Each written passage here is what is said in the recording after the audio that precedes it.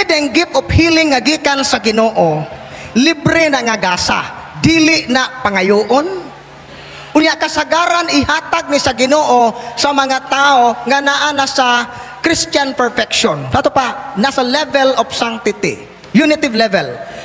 Mato pa ni Saint Teresa of Avila, kung ang tao makaabot na siya sa fifth mansion sa iyang spirituality, habog na ang iyang spiritualidad sa kabahin, relasyon sa Ginoo, makasinati siya aning mga extraordinary graces, gift of tongue, gift of healing, gift of vision, sa bilocation. Hato pa di ay muagi pagyud kaunag usa kanang struggle nga maangkon na siya. Sa to pa di ay adili na siya maangkon, walay contribution ang tao ana, gasa na sa Ginoo. Karon kay gasa na sa Ginoo, ihatag na sa Ginoo nimo nga libre. Kada kung kasayon. Abi ninyo, naatoy albularyo dito sa Bohol. Banggitang albularyo, namatay na ron. Tulotos ang istorya sa iyang kinabuhi. Nganong nahimo siyang banggitang albularyo? Gauwan kuno to, gabasak sila, gatanom sa basak. Gauwan man, nanilong sila sa kining punuan sa kahoy, kay dili man po tantong kusog ang uwan. Samtang nanilong sila sa punuan sa kahoy, naigo sila kilat ulite. Patay ang iyang duha ka kauban, siya ray buhi. Ug tungod adto nahimo na siyang healer, albularyo.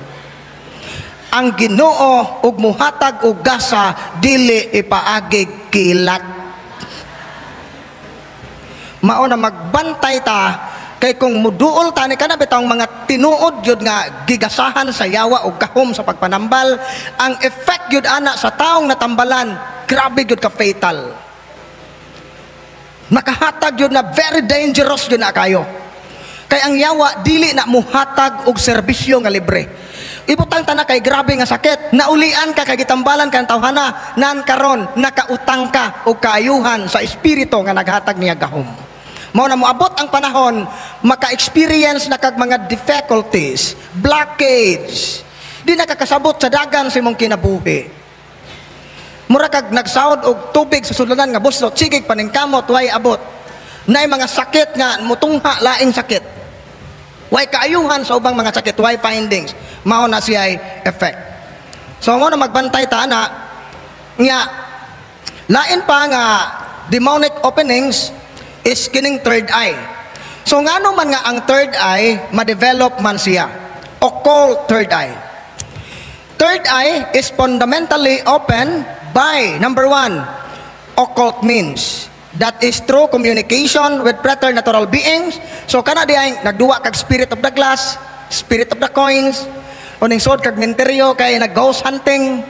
Kana siya, kana bitawng gi-desire nimo nga makakita kag espiritu. Gi-desire nimo nga makabaton kag extraordinary power. Ang evil spirit nga gitawag og spirit of divination maunay musakay. Mao na nga once nga ma-possess ganing isang tao nga open ang third eye, na kinahanglan yun na siya series of exorcism. Taas kaayo ang proseso ana. Lain pa, it can also be transmitted through the bloodline of direct ancestors.